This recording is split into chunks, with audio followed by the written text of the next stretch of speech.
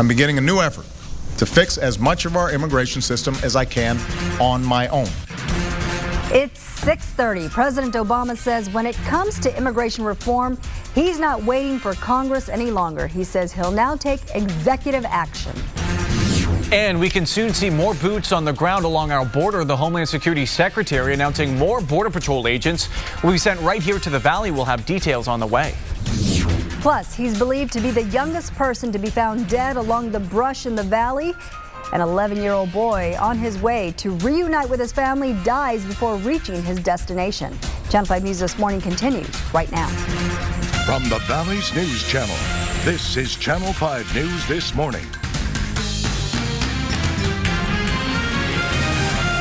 Good morning, everyone. We sure do thank you for joining us on this Tuesday, July 1st. I'm Dina Herrera Garza. And I'm Alan Campbell. And Dina, so far this morning, temperatures again warm. That's right. For more on our weather, we check in with First Morning 5 meteorologist Lisa Villegas. Morning, Lisa. Good morning, Dina and Alan. Yes, we are off to a warm and humid start, but the breeze, that's what we really have to watch out for. We now have more details on our complete First Morning 5 forecast coming up. President Obama says he'll use an executive action to move forward on immigration reform without Congress. Now, the move comes amidst an escalating crisis along our border. Our Shelley Childers joins us live from the border in Hidalgo with more on his tough talk. Shelley. Good morning. Yeah, the president says that he's not going to wait any longer for Congress when it comes to immigration reform. His announcement yesterday comes amidst what the White House is calling a humanitarian crisis here at our border. Now, the president says that his first action will be to redirect federal resources to our border and to call on his Homeland Security Secretary and the Attorney General for recommendations on what he can do within his executive power. Yesterday, he called out to Congress saying the only thing he can't do is wait. The announcement also comes a week after House Speaker John Boehner told the president his chamber would not take a vote on immigration reform this year. There are enough Republicans and Democrats in the House to pass an immigration bill today. I would sign it into law today, and Washington would solve a problem in a bipartisan way. Many Republicans argue that this recent influx at the border is a direct result of the president's immigration policies, but the White House blames it on the law passed under the Bush administration that says the children cannot be immediately sent back to their homes. Now, Obama has asked for the Homeland Security's Secretary and the Attorney General's plans to be presented to him by the end of this summer. So we'll have to wait a couple months before we can see that action. For now, reporting live on the border, Shelley Childers, Channel 5 News This Morning. New this morning, beefed up state patrols along the Texas-Mexico border also back in the spotlight. Today, DPS officials will testify about the new border operation in Austin.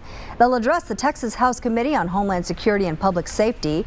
The hearing comes 2 weeks after Governor Rick Perry authorized an additional $1.3 million a week for an operational surge.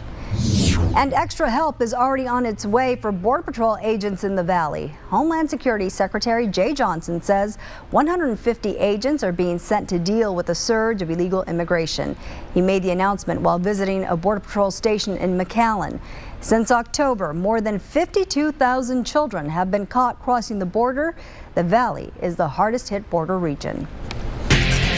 Happening today, 140 illegal immigrants will be shipped out to California, hopefully to speed up processing. They're heading to a Border Patrol facility north of San Diego. However, the community there isn't happy about the move and have already started protesting. We want to send the message that the illegal aliens that are entering our country need to be repatriated to their home nation.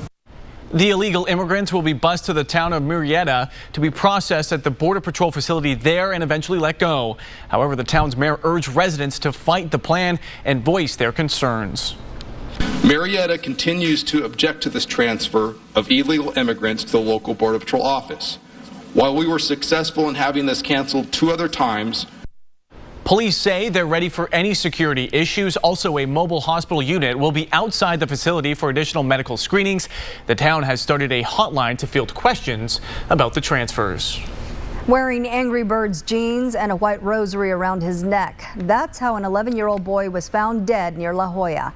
Sheriff Eddie Guerra says the boy's body was discovered in the brush near Patricio Perez and Nopal Streets 2 weeks ago. The boy was identified as Gilberto Francisco Ramos Juarez from western Guatemala. The sheriff explained a phone number found behind his belt buckle led them to the boy's older brother living in Chicago.